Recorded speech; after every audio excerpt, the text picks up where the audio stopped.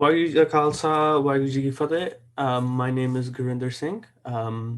Welcome to episode 5 now. This episode, we are joined by two amazing guests who have been doing incredible work for the community in terms of creating a platform where you can reach out for help if you have in any way to deal with alcoholism in your family or just in your group. I'll let them explain a little bit more about what OS is. Again, you guys can introduce yourselves. We have Darwinder and Manvinder. Darwinder, if you want to start first. Vaiguru Ji Ka Khalsa, Vaiguru Ji Ki Fateh. My name is Dwinderjeet Kaur, and I am one of the facilitators for us, and I'm doing my MSW at CSC Stanislaus. And I'll pass it on to Manvinder. Awesome. Thank you, Dwanderjeet. And thank you, Gurinder, for inviting us on the podcast.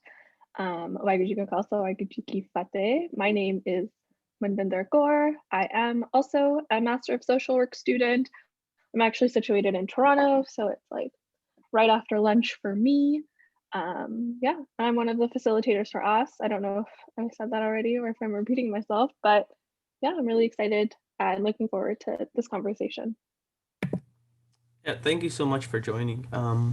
So just to start off with, how did you guys? I know you guys just went a little bit into your guys' studies and what you guys are studying, but could you guys like talk about like how you guys got involved with us and how you guys got involved with Jakara and how this platform came to be and how long it's been the process it a little bit took to get to where it is right now.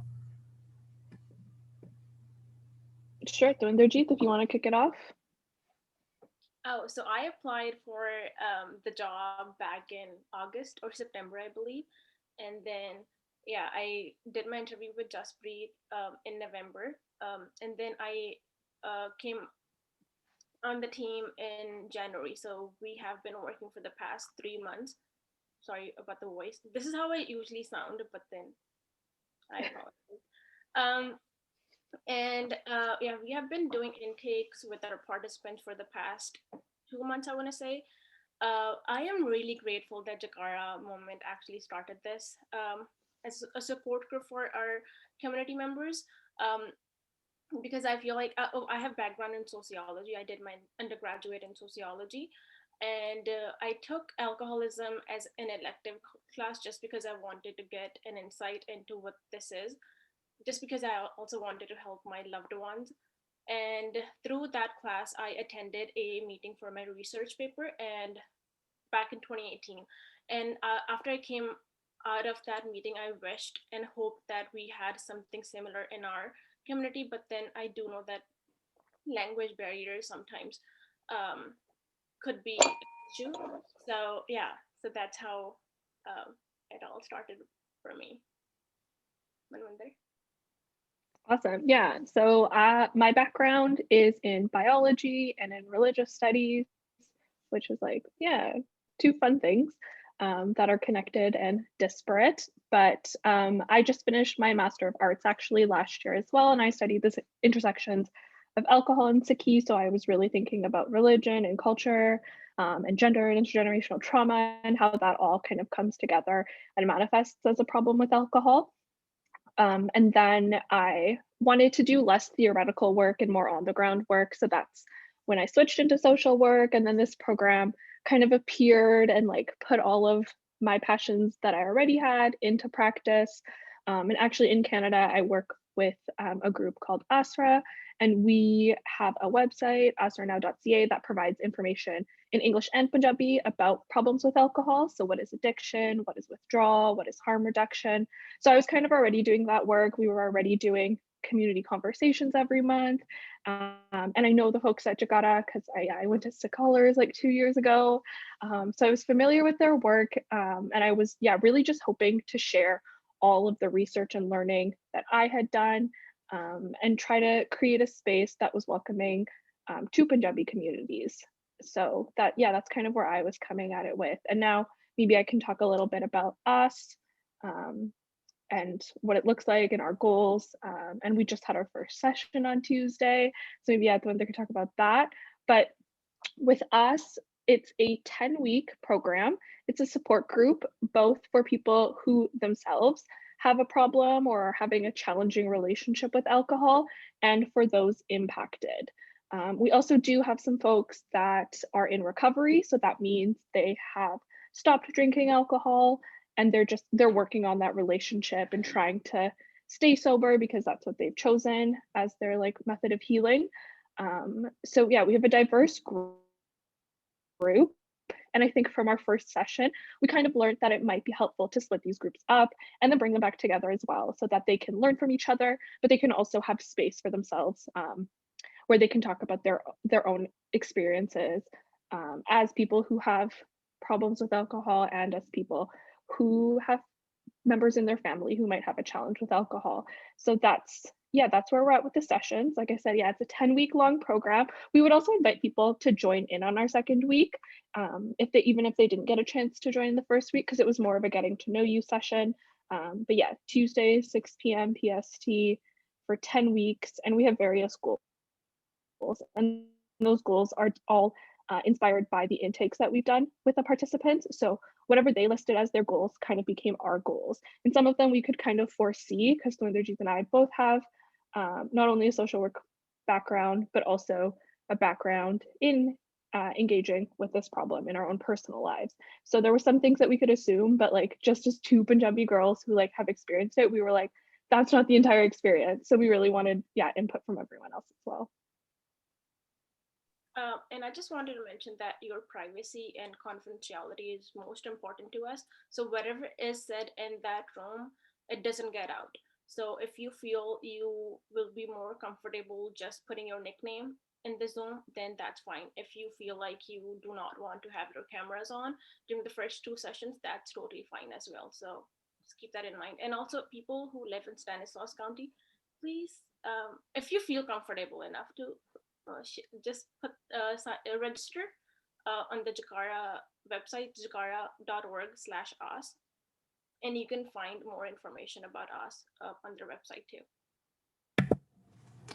Thank you so much. I mean, that's so wonderful that you guys have been able to create such an amazing platform because like Marinder said, like sometimes like just having that support group can mean everything. And so I feel like that's very good in terms of our community because that's something that's overlooked.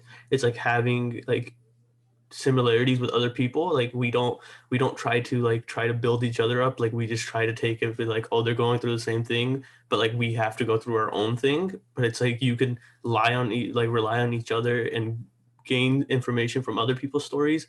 And I feel like that's usually one of the biggest things you can take away is like, how did they get past it? How did they come to be in the same position as me? And like how did they get through it, or how are they getting through it? And you can learn from each other. And I think that's really great that this program is allowing that to happen in our community because like I said, like in other communities this is already kind of a thing. Like I mean, majority of like people know that you can have support groups, there's support groups out there for you, but like for our community specifically there isn't because of the language barrier, because some people are just like, oh, I'm in English and you only, so they that's very intimidating because they're gonna be like, if I go to a support group and they all speak English and I can't even convey what I'm going through, it's gonna be like worthless for them.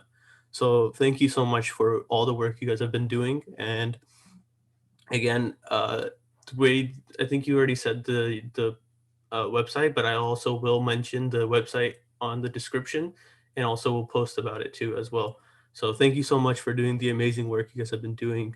Um, to talk more about like our Punjabi Sikh community and alcoholism, and how here it's a little bit amplified here in the States from what I've seen growing up is alcoholism in the youth. Like I know growing up, family and even friends, like I've seen like underage drinking, and it's like very bad underage drinking. And it's like, how, like if you have anything, like have you come across this like in your personal, you guys are saying that you guys have some background with alcoholism in your guys own personal lives. Have you guys have came across this yourselves, and like why do you think it's getting worse than it's getting better in today's world? Because all I see nowadays, like if I open up my Instagram or I open up my Snapchat, all I see is people posting about like bottles and stuff like that, or drinking. And it's like it's getting a little bit out of hand. I don't know if you guys have also seen this, and if you guys want a little bit of elaborate about like what you guys have seen and what you guys have gone through personally, if anybody you guys have known has gone through this. Yeah, I think for me, it seems like it's less that people are drinking alcohol, it's the ways in which they're drinking it, right? Like I'm 26, I'm still in university, I like went through the whole university spiel. I definitely grew up like around a binge drinking environment where like we all started drinking in high school, and then obviously once we became of legal age it was exacerbated because like now I can just go to like the liquor store and get my own alcohol. I can like withdraw cash and then like my dad won't even see it on my debit card, so it wasn't like hard for me to have access to alcohol. So I think that's a really important piece. So even if, for example, we want to say like people shouldn't drink alcohol, the thing is they're going to do it anyways.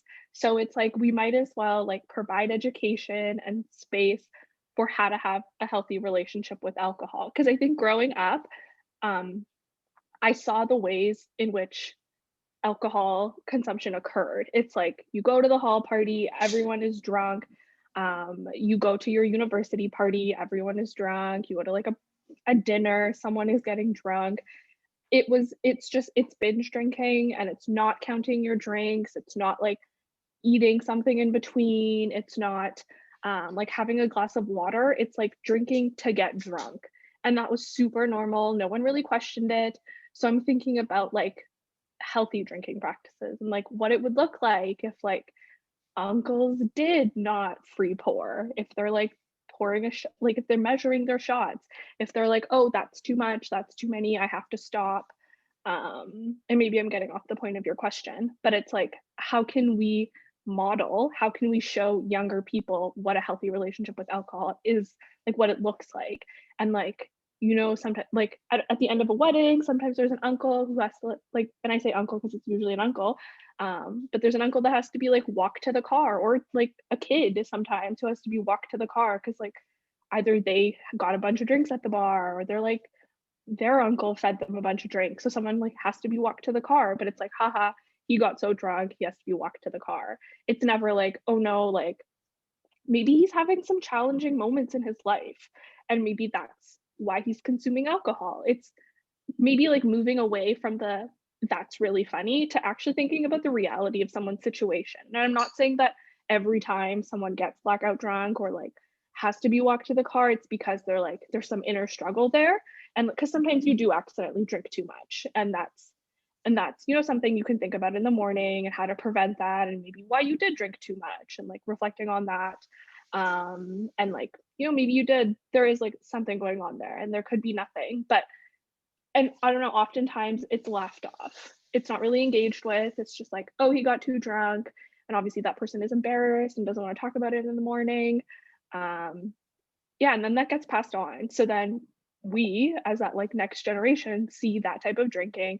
We're like, okay, that's how you drink alcohol. If something in my life is going wrong, I don't want to think about it. I'm just gonna drink to like suppress that. Or if I like have some social anxiety, if I'm like a quieter person, a good way for me to be like more of an open person is to like have a couple drinks. So I can be more sociable. And like, people really do like the drunkest person. Like that person's funny. And that's ultimately like what happens. It's like, okay, like that uncle is the most lit. Like I think that's funny. He's a fun uncle. He knows how to party. And it's never like, oh, like maybe this maybe this individual is like going through something. Maybe like this type of drinking actually isn't healthy. Like not remembering your night actually isn't that great. And yeah, just it's like the reflecting piece and thinking about it a little more as opposed to like brushing off, I think. Yeah, I don't know if the one that just wants to add No, anything. you explained it really well. Just to sum up Manvinder's point, I feel like the problem of alcoholism exists in our society is because we were never introduced to healthy ways to cope with our emotions. Growing up, I have seen my dad dealing with his stress in his work life environment with just alcohol. Late at night, he thought, oh, instead of talking about it or like opening up about his feelings, it's easier to get drunk and just sleep it off. So my relationship with alcohol is non-existent. I had mentioned this in the first session too that we had on Tuesday, that I'm really scared to drink. I feel like if I start to drink, I am just gonna become like my loved one, and I don't want that. So see, this is, I need to highlight this because this is not a healthy habit or healthy way to drink, because I have a negative perspective on it now at the moment, because I feel like if I just start once, I'm never gonna stop. So that's the part that I need to do on my end. I need to learn that it's okay if, yeah. Did I answer your question? No, So it's fine. Again, you can talk. It's talking about whatever you want to talk about, and I appreciate you guys talking and opening up as much as you guys are going to. And I know this is a very touchy subject for a lot of people, like me included, because I've seen alcoholism not just in my friend group but also in my family. So it's like this is a very very close to my heart situation and like topic. So it's like if you don't want to share anything, that's fine. You don't have to. But um moving a little bit on, it's like going to your Melinda, you made a lot of great points about like I feel like it's not about like people just wanting. Some people are those type of people that just want to get blackout drunk, right? There is those type of group, right? But there's also those type of people that when they're in that peer pressure or they're in that friend group, and there's just like bottle after bottle. It's not even like they're not even trying to like they're not even trying to stop themselves. It's just trying to keep up with others, right? And it's like it's almost like a fun game that they're playing. Especially like I've seen this at multiple parties, right? I've seen multiple parties ruined because of people that are gone too drunk, right? And it's like this. It's this sign of being cool in these friend groups when you do drink a lot, when you're getting drunk. But like at the end of the day, like that, like you said, like there's that one uncle that people think is cool because they're drunk and he's having the time of his life. But like other people might not think that. Like you might think Mhm. that because you can picture yourself as that. But like sometimes other people are just like, what is this person doing? Like why is he doing all this? And I just want to ask you like this. It's like, how did we get to the point where we got to the point where getting blackout drunk, getting competing with your friends to get drunk, like became this cool thing in friend groups? Like I feel like there had to be there's multiple factors I feel like, but it's just like I want to like you were already talking about a couple of them. So if you just want to elaborate a little bit more about like how did we get to this point where like youth, especially youth kids, like think like oh getting drunk with your friends or competing to get drunk is cool nowadays. So if you want a little bit elaborate on that point. Yeah, sure. I'm not sure of like the history, like that would be super interesting to think about when that turning point happened.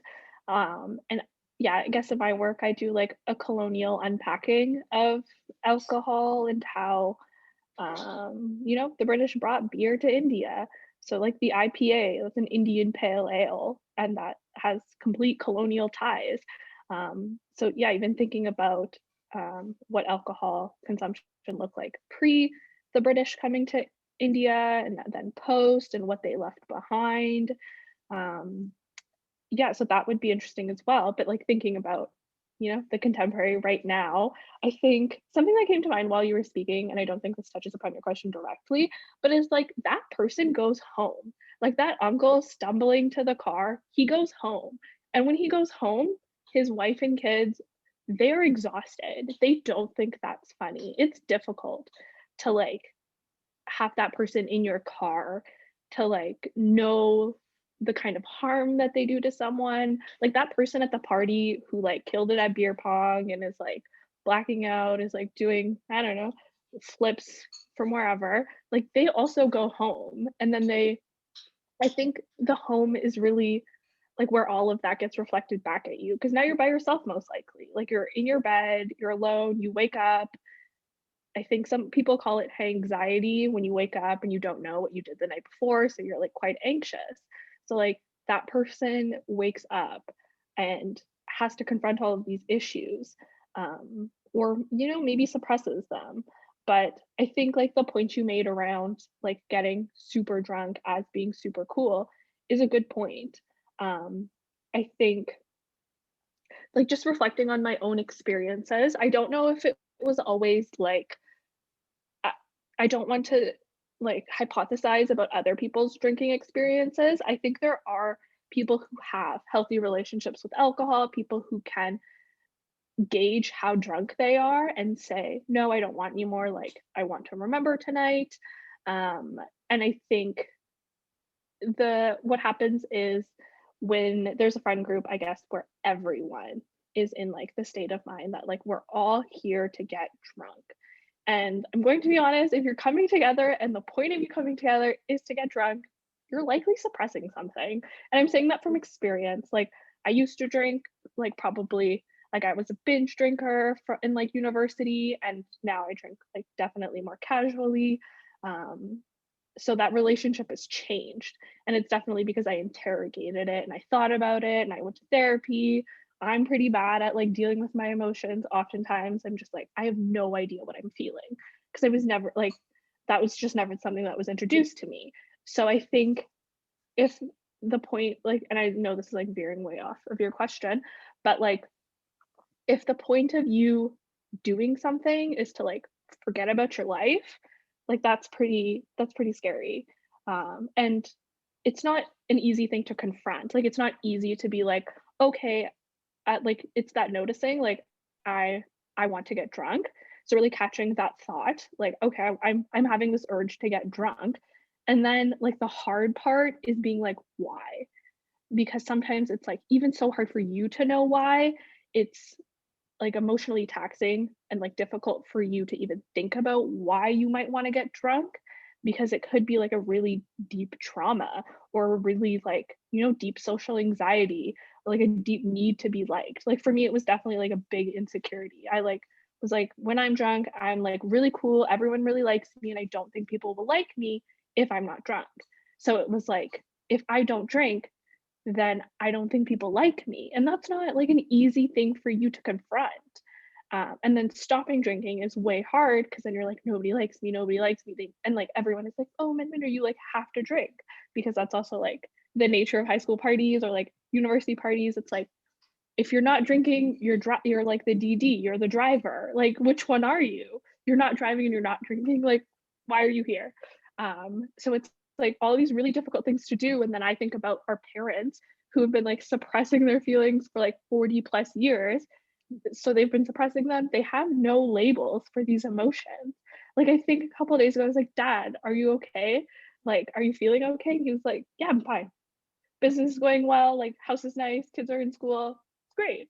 And I was like, no, no, like, how are you feeling though? So it's like, if you don't have this language to express how you're feeling, and like that you might even be suppressing all of these feelings, then it's just that like those connections are never going to be made. um yeah. And then, everyone in university just been drinking, not really thinking about it. And like university's hard. Like, you're sometimes for the first time you're away from home, you're like living with people you don't know, maybe your dorm's like smelly, maybe you're like, failing all your classes because you wanted to be a doctor but you're not very good at it. It's a self call out. But like, it's all of these things that like, it's this transition period, and if you're not good with transitions, then like you're going to gravitate towards alcohol, and all your friends, they don't want to confront their feelings. So it's not just like you not drinking also like calls out other people. It's like, oh, I'm not drinking because like I want to be healthier, and they're like, well, you not drinking is also like, then me being like, is the way I'm drinking unhealthy? So they don't even want to confront that. So it's like, all of these all of these people with all of these thoughts and feelings that they bring, and kind of just um, mapping it out onto other people. I don't know. I feel like you're younger. Maybe you have some thoughts on university parties. I wonder if you want to add anything I before. just wanted to stress that I know some individuals in my life who seek validation and who go into drinking alcohol just because they want to fit in. They seek that validation, and I know it could be toxic, but then they don't realize it at the moment. So they go through a big phase of getting drunk and binge drinking, and then coming back to it. Oh, I did it for others. I wasn't doing it for myself at the first place. Yeah. Yeah, and it's I, like a shifting away of blame. Like, yeah, oh, it's not me, like you're making me drink. And like, I think there was like that narrative when I was in high school, like that peer pressure, and everyone would be like, "Oh, this person is drinking because of peer pressure." And you're like, "Okay, fine, maybe." But actually like I talked to like 20 people for my thesis, and like maybe there was a little bit of peer pressure, but that's never really like the driving force. I think it was like a popular narrative growing up that it was like all peer pressure. It's like, here, like smoke this cigarette or like drink this drink or like, I don't know, all those weird like scare tactics that they use in high school. It's like someone's going to pressure you. It's going to be a bad kid. But it's rarely like that. Like usually someone's just like, do you want a beer? And you're like, no, I'm good. And they're like, maybe be like, come on. And then it's really up to you, I guess, and how you engage with that beverage, right? Like, do you have this deep need to fit in? Is that why you've like now gotten blackout drunk, or can you really gauge for yourself like how much is enough to drink? Where do you want to be? When do you say no? How do you like, I don't know, leave a situation if someone is like pressuring you to get blackout? Yeah. yeah. I think that's a great point because again, like the going back to it, like yeah, people do want to like fit in, like when they're said like there is that sense of I want to fit in to be cool, right? Because you always want to be like fitting in with the people that you're around, right? You don't want to be the odd one out. And some people for that it's like that's very scary for them, especially if you are going through some stuff. You just want to have a sense of belonging in that moment, right? Mhm. And like for me, like I can talk a little bit about my like a little bit of my personal, but it's like a couple years ago, like my cousins had came from like Canada, and they had already been drinking because like Movinder, you can a little bit talk about this a little bit more than me because like in Canada, the intensifying of drinking and getting together and all it's a little bit higher than what it is here in States. Of I what I've seen, and it's like they would every single night that they were here they would get drunk. Like it would be like a 24-hour clock. Like they would get drunk, go to sleep, and then they will just wake up and they're just going again. And I'm just like, I was shocked. But like, there is that peer pressure. They kept, and I was 16 at the time, right? And they Mhm. kept telling me, "Oh, just like just drink, just drink, just drink, just one time, one time, one time." And it's like I just like kept saying no because I was like, I just don't want to. Like I just like inside, like in my personal feelings, like I've seen what alcohol does to numerous people, and I'm just further away from it. It's better for me. Like I just don't want to touch it at all. And I feel like that so a lot of people can fall into that trap of like trying to fit in because like 16 is very young, right? Mhm. And like 16 years old, if I'm like the little cousin and they're all older than me, like the way you fit in with the older people is that you start drinking, right? And I feel like that's a trap. Like that's one of the things that people get into, especially in Canada, is like because like they all had younger siblings and they all were all drinking, but they were a little bit still older than me, but they all still had younger siblings. And it's like the reason why they were all drinking was because they want to be cool with their brother. They want to be cool with their cousins and everything like that. And I just feel like it's not just always about just feeling cool. It's just they want to be recognized by their because like sometimes like I think when you guys had brought up like if you don't drink then they're gonna be like, oh, you're not the same person or boo. Like it's like those types of things like are big factors for some people that do start drinking in these circles. Melinda, I know you've unmuted your mic, so if you want to add something, because like I said, I only know the personal experience of my cousins coming from Canada and like the what stuff I've seen. But like you, I think if I mean, you said you're from Canada, so if you want to elaborate on that, you can. Yeah, no worries. I just kept it unmuted because I'll just hop in whenever.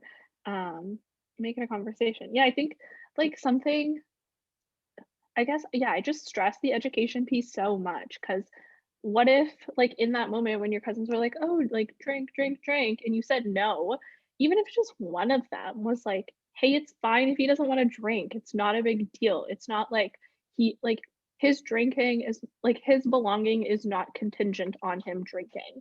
Like, you don't have to drink to belong. It's fine. Like, it's very normalized in my like cousin circle, but that's only because like it's all I talk about. So like it cannot be. I know people are like the Punjabi community doesn't talk about it. I was like, you should come to my cousin hangouts because it's all we talk about. Like masculinity and my cousins now, like now. It's like been years and years of being like, this is feminism, this is masculinity. Now they've like kind of come on board, but it's yeah, like just this like starting that conversation, like having that conversation, just one person being like validating your choice not to drink like it's fine, and like, hey, maybe we could all have one day where we don't drink. Like me and my cousins all went to Mexico together, and like we stayed at a resort, and I think maybe we like there was a couple of days where we like did like go out to drink, but it wasn't always like, okay, and my brother doesn't drink, my sister doesn't really, so it's like we have people in our family that don't drink and they're not pressured to. And I think it's really important to interrogate why we are pressuring people into drinking. Like, why do I feel that, like, why am I only comfortable when everyone is drunk?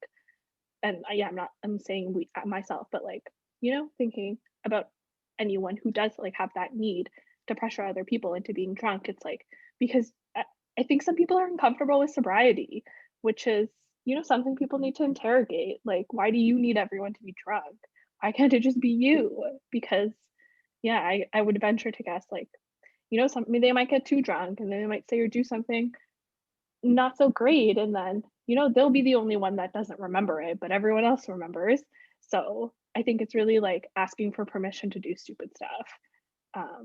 They need everyone to be drunk. Yeah, Yeah. they're my 2 cents. Yeah, no, that makes, I mean, a little bit, like, it makes perfect sense because, like, again, your family is like, you can say that your friend group is your friend group and all they're all very close, but like once you're with like your family cousin, it's like a little bit more step up. Like especially for me, it's a little bit more step up because I'm related to these people, and it's like I don't want to leave like a bad impression on them. Mhm. It's like because I again, you as the younger, because I'm like the youngest of either like the whole generation almost. So it's like it was almost like sensing of that validation, but like I was like I don't really need that validation from people that are just forcing me to drink. Like that's what they want me to do to get my validation. I'm like that's not what I want. That's what I don't need, and I don't want that. So I was just like it was a little bit more of a self reflecting for me, and it's just like you have to take that time and just say no because like as much as you're gonna like they're just gonna keep pressuring you. Like if one day I said no, and it's like the next day it was just again, like I said, it was a 24-hour clock. Like the next day would ask me again, and I was like no, and it's just like they would keep at. It's just like it just keeps going and keeps going, and it's like I think there's a lot of factors why that keeps happening. Like when you said like some people just can't stand like can't deal with somebody being sober that's around them. Like because I was constantly around my cousins and always we were always together, so like maybe like sometimes some people just can't deal with somebody being sober out of the group. Like they just have to have everybody drunk to have a sense of like belonging to the whole group. So it's just like I feel like there's a lot of things that goes into it, and I like one thing I wanted to talk about a little bit because I've seen it growing up a lot, and because I've been through it. It's like uncles an older generation set the example for this type of behavior. Like I don't like anytime like older people get together, or men get together, specifically it's around a bottle. Like it's not around just trying to wanted to sit together and talk. It's usually there is a bottle and the like there's that's the only like sometimes that's the only reason why they get together. And I feel like that's a little bit implementing into the next generation, and that's like a little scary part for me like, because growing up I was like 10, 12, and then the like uncle would like be offering me a beer and I'm like bro I'm like 10, 12 years old, like what are you doing? Like I was just like what is like, and it's just like this mindset of like just oh it's okay if a young kid can drink. Like it's I'm like it's not okay. Like especially it's like I feel like there is no like age limit for in our community, and that's like that's what slowly like that's a snowball effect, and that's why we get to the point where we see alcoholism in very young kids, like people that are under 21, especially here in the United States because that's the legal age legally. Like there is already a sense of like people getting drunk night in night out before they're even 21, and that's because they've started so young. And I just like you guys can talk a little bit more about like your guys' experience, but like me growing up I, like that, like, I could see that, and I was like, this is the example. And now looking back, I can be like, this is how we've gotten to where we are a little bit. Like this is a factor in it because again, we want to implement what we see, especially from a young especially in the Punjabi Sikh like culture, because like anything we do, like if we diverge from it, then we are talked about like, oh, why are you not doing this? Why are you doing this? It's like we're almost questioned for diverging. So like trying to stay on your own path, but also not trying to diverge completely away from like what the older generation is like. That's a balance that a lot of people can't struggle with, and I know a lot of personal people that have struggled with that. So I just wanted to talk a little bit more. Like, how do you guys think about like how I know like alcoholism, like we've talked about, and you guys have talked about, is not present just in the youth, but it's present all across all age groups, especially in the Punjabi community. And I just wanted to ask you guys about like how much do you guys think that how much our parents have done, or how much our the older generation has to play a part in this. If Doinder, if you want to start on this question first. Um, so just like you said, I've also seen when I was little, I used to see all my tayas, chachas, mama getting together, but in an isolated room, in a separate second living room, just getting drunk and talking about politics and just like shitting on everyone sometimes. Um, that was their thing. So I totally agree that their perception on alcohol or their whatever they had, the relationship that they shared with alcohol has influenced the next generation. So the reason that I don't drink is because I get those negative experiences, and that just reminds me, even the smell sometimes reminds me of those moments that I don't want to remember anymore. um, I was gonna say something, but Manwinder, I'll come back to it. I forgot. Um, it's okay, No yeah. problem. No worries. I was just gonna say it's also important to note that in this, I don't think anyone is good or bad. I think everyone has their own struggles, everyone has their own challenges, and it's like it's about overcoming those challenges together. And it's really about like meeting people where they're at. I don't think uncles are always, yeah, I think their actions sometimes are quite e- questionable. But it's really like meeting them where they're at and like moving with them, um, understanding that they don't exist outside of history and politics and time. Like they're all impacted by all of these processes, and to yeah, to understand them in like not in good and bad ways, as just like but more as just like being like they're doing these things because of all of this like huge traumas or issues or problems and challenges that they have. um and yeah, I think it can just be hard. I don't um I don't want to, yeah, label anyone as good or bad, as like not drinking is good and like drinking is bad. I think it's yeah, honestly just being nice to everyone, just like being nice to each other, respecting everyone's boundaries. Yeah, I feel like I'm just going towards like why can't we all just be nice to each other kind of dialogue. But that's actually as easy as it is. Like just trying not to be judgmental, trying not to be rude towards someone's actions, and understanding that they're like all complex people. Like yeah, that drinking does happen often in that little like secluded second living room, but they don't like those uncles don't just exist in that living room. That's kind of where their actions, that's kind of like where the play is happening, like where the stage is. This is where we're seeing them act as uncles. But like I think yeah, they carry all of these stories, all of these challenges, all of these strengths too. Like a lot of, our dads, I'm sure, have great strengths and like great things that they're great at. And then there's also things that they're not so great at. And that's for the reasons why they haven't been able to engage or challenge those are for, I'm sure, like a variety of reasons. And I know we like to talk about like, oh, like language accessibility, but it's like, I don't know, colonialism, like 250 years or 350 years of colonialism, of like being told you're backwards, and then that getting passed on to your great grandparents, and then your nannies and nanas and daddies and dadas, like going through partition and like being like completely displaced from that home, and then never like having the luxury to engage with your emotions about what happened, about like truly the terrible things you saw, because you don't have time or space to do that, because now the new place you're in is also being like there's also havoc there. Like you're in Punjab and it's like the Green Revolution, 1984, and like political turmoil, and you're still a Commonwealth country, so you're still like being exposed to all of this narrative that you are backwards, and you internalize it, and like you just don't have time to think about your emotions. Like it's yeah, obviously it's like a luxury to think about your emotions, I think.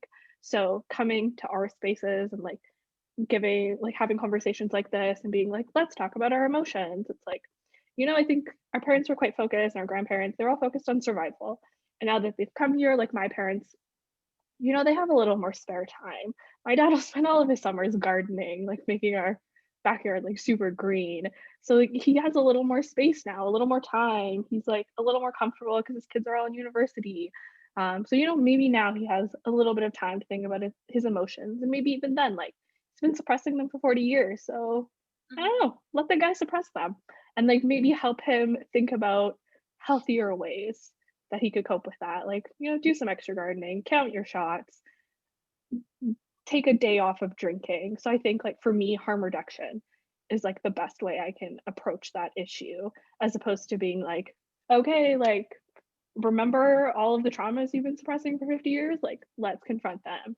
Especially if they're not ready or they don't want to. It's, yeah, I think it's, yeah, meeting the person where they're at, where they're ready to go, what they want to talk about, what they want to do, and then moving with them, and then trying our best to set like positive role models for others around us and for future generations. So, Indrajita, yeah, throw it back to you. Hope you remembered. Yes, I do. I was gonna say sometimes no can be an unacceptable answer. So having conversations about why you choose not to drink or why you choose to drink with your friends. I am glad I hang out with people who understand my boundaries. They don't push me. They don't tell me, "Oh, just have one drink. Oh, just start. You just taste it, or just try it once." And also, I am glad that I don't push them to, "Oh, the smell of alcohol reminds me of the traumas." But they respect that. So I am glad that just having these conversations, like Manvinder said, is really important. That sets a base for you to talk about your feelings and the reasons why you drink or why you don't drink. And also looking at alcohol and drinking, or just seeing that one person can choose to drink and to have fun or to just enjoy it, and respecting that decision is also important. Yeah. Again, I by what I said was not anything I've said or we've said is not to label anybody as good or as bad. It's just the next point I want to get into a little bit was like safe drinking or like drinking that like you can. I'm not saying you don't like you can't drink. Like that's not just because I don't drink doesn't mean I'm telling other people. I'm not an advocate for like no alcohol at all. It's just like there's a certain extent to where it gets out of control, and that's the point where a lot of people are not okay with alcohol. And it's not just people looking out, but it's like also the person inside. Like after, like you guys have brought up this point, like after they do have got drunk, the next day or like that, even that night, they're like, why? Like why did I do this? Because like in the moment you're just getting drunk, and that's the only thing you want in the moment. But like after you've gotten away from that moment, the thoughts of like, okay, why did I do what I did? Or like the next day when you don't remember anything, you're like, what did I do? And you're like a little bit anxious, and like, why did I do what I did? And now I can't remember anything, right? And it's like those types of things are like that's the uncontrollable part. And it's just like there is a safe drinking method. I mean, when you said like counting your shots or drinking water in between or just limiting how much you drink in a certain amount of time. Like you don't have to drink a whole 12 pack in one night to like be get the satisfaction of drinking. Like just limit if you can limit yourself or find those limits for yourself, you'll get the satisfaction of whatever you want from drinking, but also you won't get to the point where you don't remember what happened the day before. And I feel like safe drinking is a very like important thing in this whole topic. And one of the other things I want to talk about is like I know in our community it's almost very looked down upon when women drink. I mean, when you can a little bit talk about this and how you've overcome this, but like if somebody's over the age of 21 or over the legal limit is in that country and it's like they want to choose like it's their choice, it's just like they have to regulate it. And it's just like I feel like that sometimes some other people go back to the traditional ways of like controlling everything anybody can do. And that's like again you can talk about this because I feel like you've kind of gone through this a little bit. So if you want to talk about like how you've gone to the process where you've I don't even know if you have, but like just being able to drink and not being able to like just being bombarded with like questions or interrogations and stuff like that. Yeah, I definitely don't drink in front of my parents. They definitely know I drink.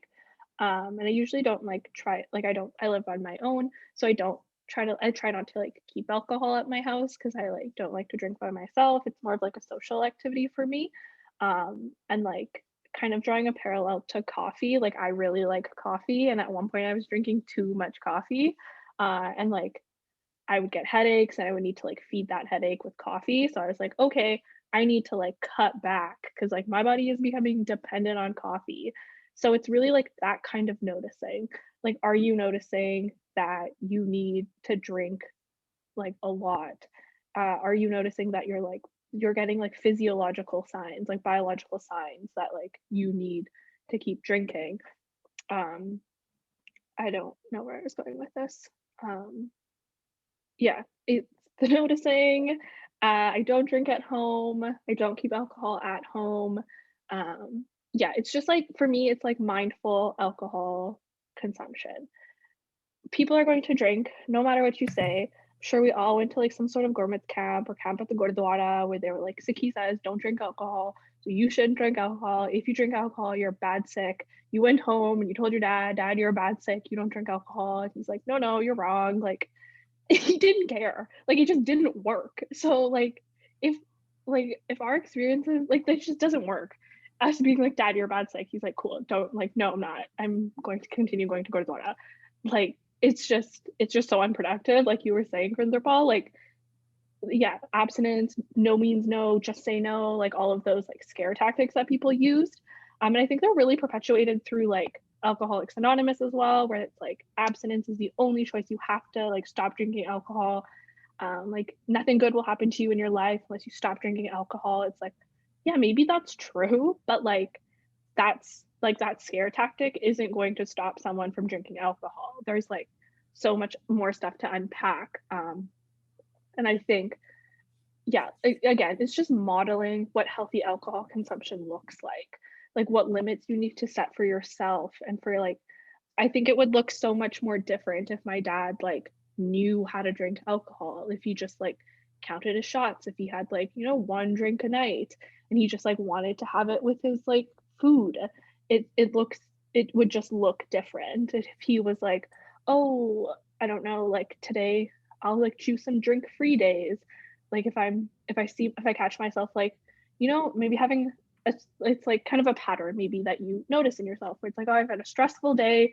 I'm gonna drink some alcohol, then I'll be like not stressed. So it's like you're stressed, that's like the emotion or feeling. To cope with that, you drink, and then you're not stressed. So like how can that middle thing, that like coping mechanism be changed? And it's not easy, but it's like, okay, you're stressed. Maybe you like order a pizza and eat a pizza and then you're not stressed. Or like, I don't know, order some McDonald's. My McDonald's is like 5 minutes away and it's actually really helpful.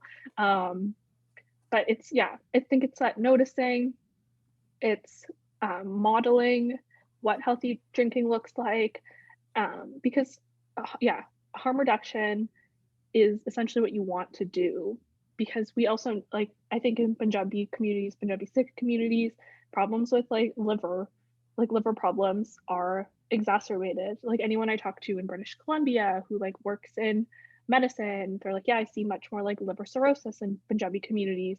And they always catch it kind of when it's too late because it's already in that stage where it's irreversible because you're coming to the doctor when it's already like too big of a problem as opposed to other people who might see a physician earlier on about their problem. Like they go, oh, I think I'm like, having a problem with alcohol.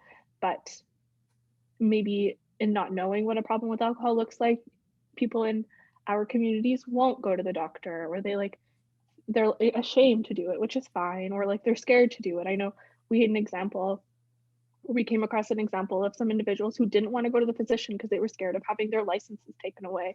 And if like driving a taxi, like my dad's a taxi driver, so if like driving a taxi or driving a truck is your livelihood, why would you go somewhere where that livelihood is going to be taken away from you? So it's also about like structures. It's also about like, yeah, creating systems that like don't punish you for asking for help.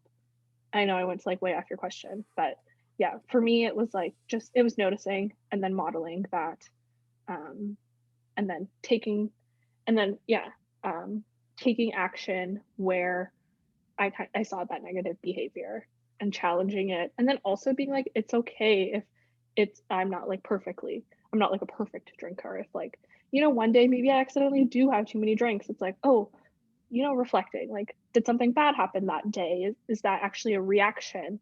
Is that a suppression? Or is it like I accidentally just like, wasn't paying attention. So next time I'm going to like count on my fingers and wait 40 minutes.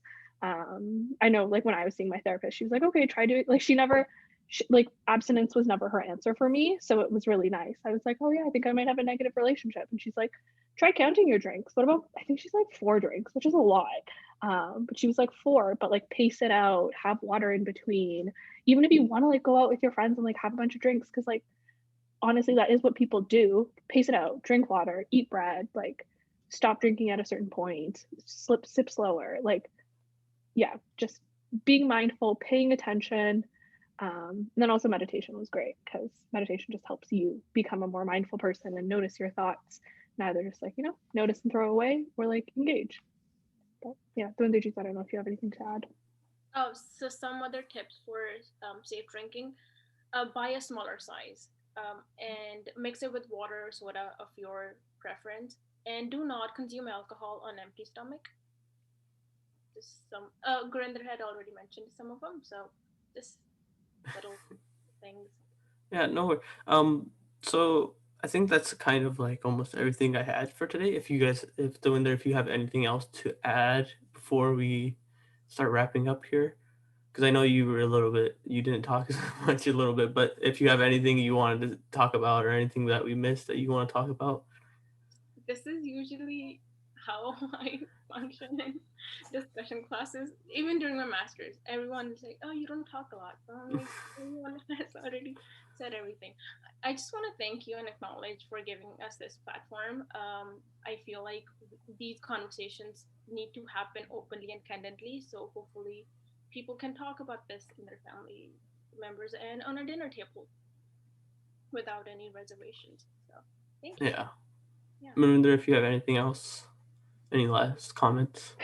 No, yeah, I feel like I rambled lots. No, Don't no, even no. know if I answered a single question. Yeah, I think yeah, getting the conversation started is great, but I think it's really about the action we take afterwards. So yeah, it's awesome that we're having conversations around alcohol, but like, what will we take away from this? How will we like continue having these conversations outside of these spaces, and modeling healthy drinking behavior and all of that fun stuff. Yeah. Again, conversations are usually the starting of something. So that's why this podcast was created, was to start conversation on numerous topics. And to go one step further from that is for the people that listen, or for me, after we do talk about something, to go one step further and actually do actions to change what's going on. So I would just want to thank you both for joining. Again, you guys both are amazing. You guys are doing amazing work with us. And again, I'll post it in the description. Um, again, for the podcast, this is now available on YouTube. So we have a YouTube channel. Please subscribe. It does help us grow and make us show that we have a good standing. And also, we just have launched with this episode concurrently. We have now launched all episodes on Spotify, Apple, and Google. So if you want to watch or listen to the non video version of these, we are on all platforms. It's just the JMC Chronicles, just as our YouTube channel, just as the name of the podcast. So if you want to watch the non-video version, it is now all on those platforms. But other than that, again, please follow those on all those platforms because again, it helps us grow. And please engage if you have anything you want to talk about. If you anything you heard today, if this resonated with you in any way, please contact us. I will relay those messages to Mavinder and Devinder and at both you guys at us. So if you have anything, if you want to follow up or anything like that, please get in contact. We would love for you guys to get any help or just be in a support group or just help with anything that we can. But without that, that's pretty much it. Again, please follow. It helps us grow tremendously. And again, thank you for both of you guys for joining me today, taking time out of your guys' busy schedules to join. So, वायु का खालसा वायु जी की फतेह.